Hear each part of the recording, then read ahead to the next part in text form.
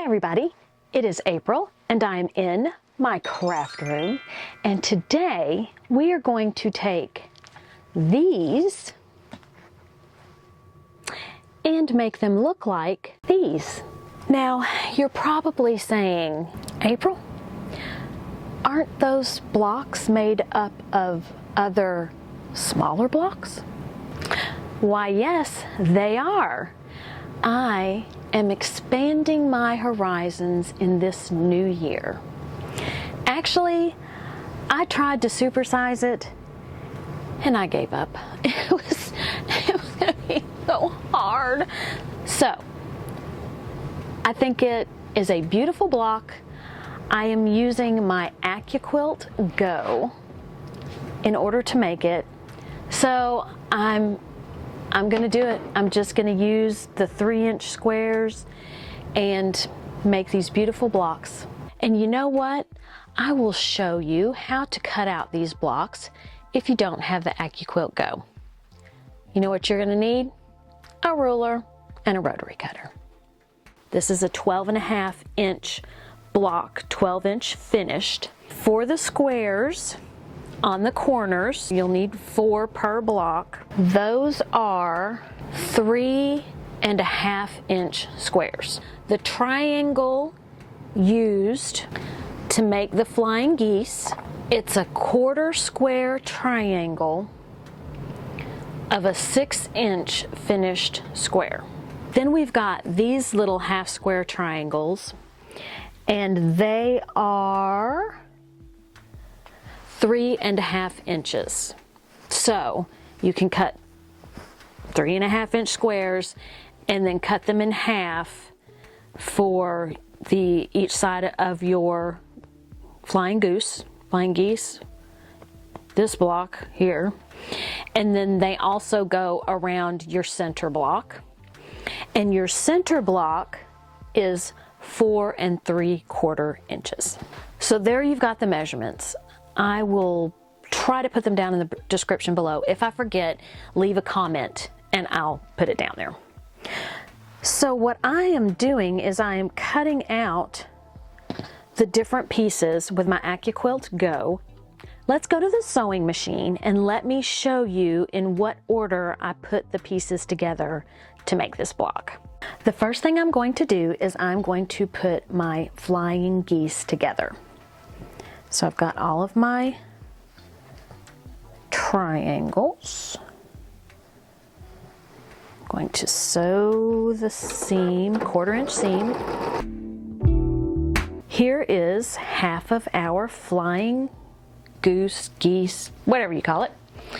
Now I'm going to put the other half on, but notice that I have opened and finger pressed the first side. So you don't want to sew with both sides closed.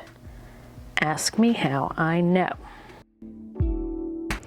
One of the nice things about using the Accuquilt is that they cut off the corners, so you can see that this corner is not pointed, but it's straight across.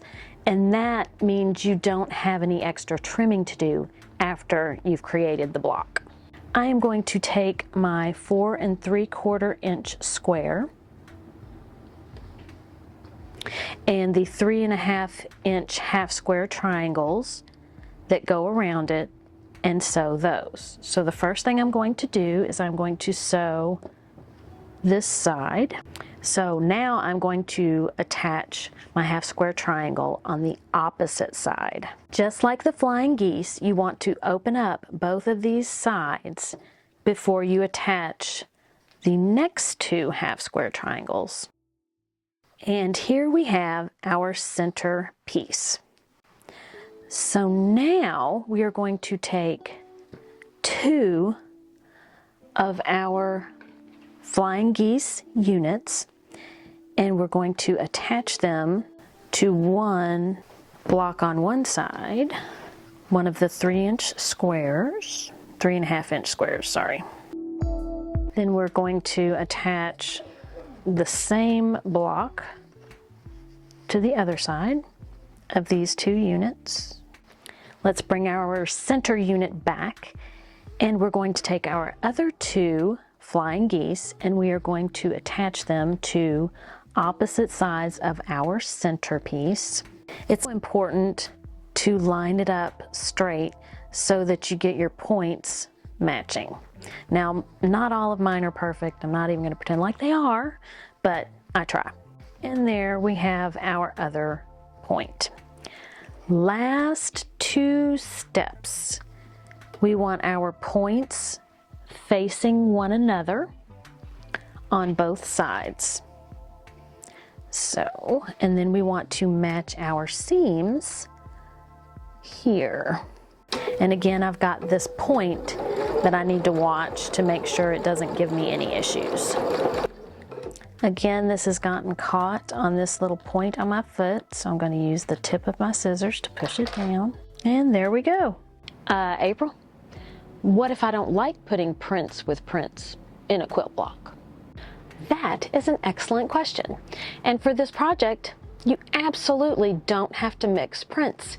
You could mix a print with a solid or a solid with a solid. My quilt top is not complete. I have made stars, and my thought was, because I'm using different fat quarter bundles of the Pioneer Woman fabric, that I would have kind of a graduation. So I would have the teal and the red kind of graduate to the red and the blue. Yeah, it's not doing that, or it isn't how I pictured it in my mind. So I don't want to sew these together. This is new for me because normally at the end of my video, there's a quilt. I'm thinking there might be, wait, I have an idea. Here is my brilliant plan.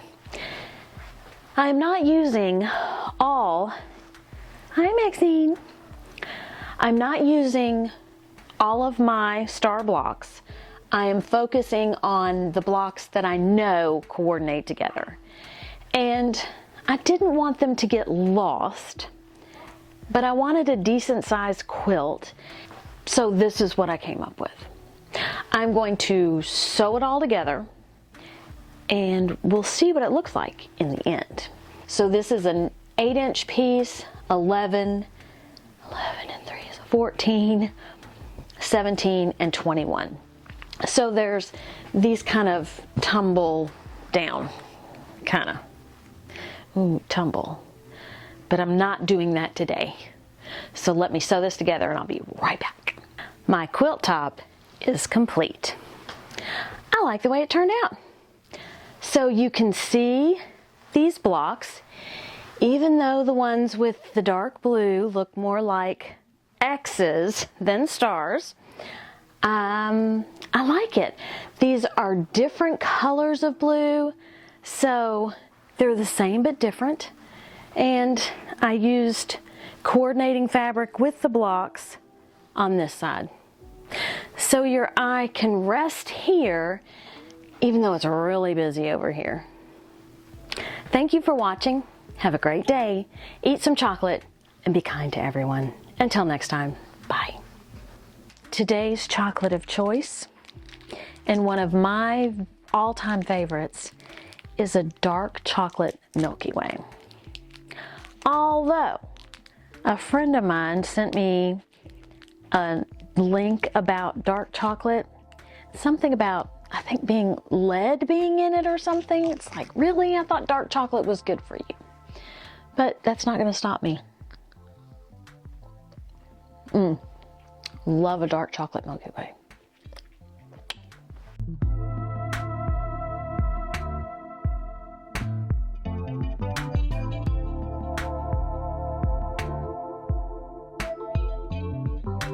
That I'm you.